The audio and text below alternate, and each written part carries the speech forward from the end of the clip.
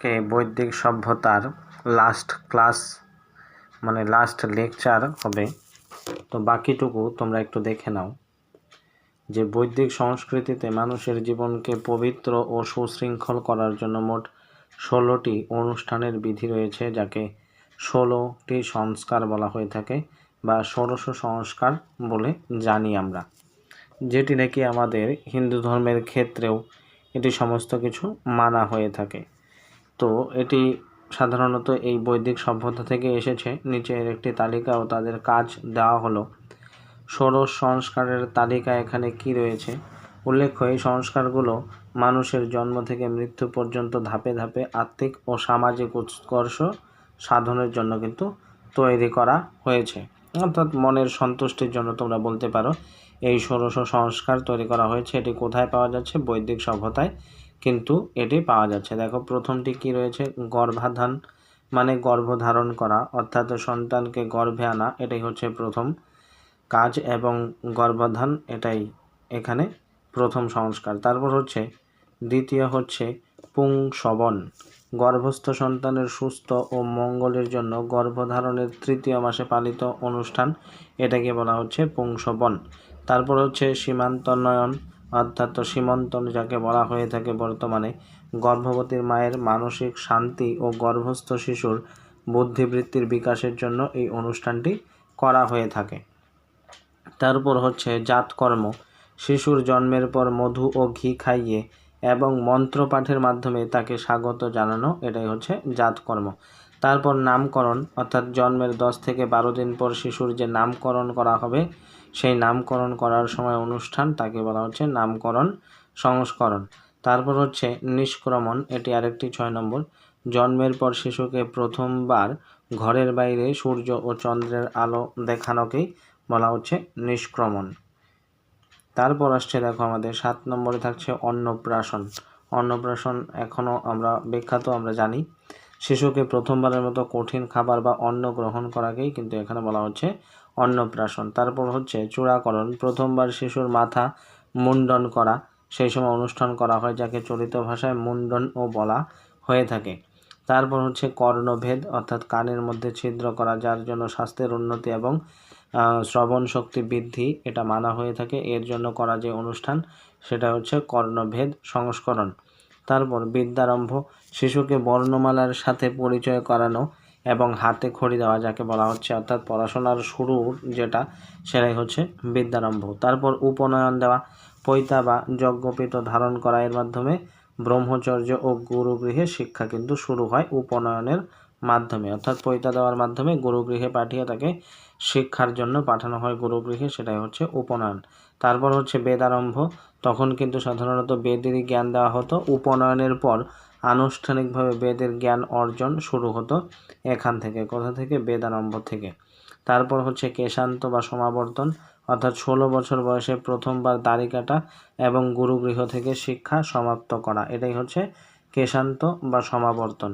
তারপর হচ্ছে সমাবর্তন অনুষ্ঠান, যেটি শিক্ষা শেষে স্নান সেরে ছাত্রের ঘরে ফেরা, বর্তমানে যেটাকে আমরা বাংলায় বলে থাকি স্নাতক বা গ্র্যাজুয়েশন বলে থাকি, সেটাই হচ্ছে সমাবর্তন। অর্থাৎ গুরুগৃহে সমস্ত শিক্ষা শেষ করার পরে তাকে স্নান করে তাকে ঘরে ফেরানো হয়, ঘরে ফিরিয়ে আনা হয়, সেটাই হচ্ছে স্নাতক বা গ্র্যাজুয়েশন বর্তমানে যা আমরা বলতে পারি। তারপর হচ্ছে বিবাহ, এরপরে পড়াশুনো শেষ করার পরে তাকে গৃহস্থ জীবনযাপন করতে হয় এবং তাকে বিবাহ করতে হয়, এটা। এবং শেষে রয়েছে 16 নম্বর হচ্ছে অন্ত্যেষ্টিক্রিয়া, অর্থাৎ জীবনের শেষ সংস্কার, যাকে অন্ত্যেষ্টিক্রিয়া বলা হয়ে থাকে, অর্থাৎ মৃতদেহকে দাহ করা। অর্থাৎ প্রথম থেকে একদম শুরু থেকে শেষ পর্যন্ত যে 16টি সংস্কারের মাধ্যমে মানুষ যে পারিবারিক জীবনে বসবাস করতো এবং যে অনুষ্ঠানগুলো করতো জীবনের শুরু থেকে শেষ পর্যন্ত, সমস্তগুলো কিন্তু আমাদের এই বৈদিক সভ্যতার থেকে কিন্তু নেয়া। এবার দেখো যে বৈদিক সভ্যতা একদম শর্টকাটে, মানে মূল বিষয়টা এক নজরে একটু দেখে নাও, এখানে শর্ট করে দেওয়া রয়েছে। বৈদিক সভ্যতার সময়কাল কখন? আনুমানিক 1500 থেকে 600 খ্রিস্টপূর্বাব্দ। একে প্রধান দুটি ভাগে ভাগ করা হয়। কি কি? আদি বৈদিক যুগ, যেটা হচ্ছে 1500 থেকে 1000 খ্রিস্টপূর্বাব্দ, ঋগ্বেদের যুগও এখানে বলা হয়ে থাকে। তখন এই আদি বৈদিক যুগে একটি বেদ পাওয়া গেছে, সেটি হচ্ছে ঋগ্বেদ।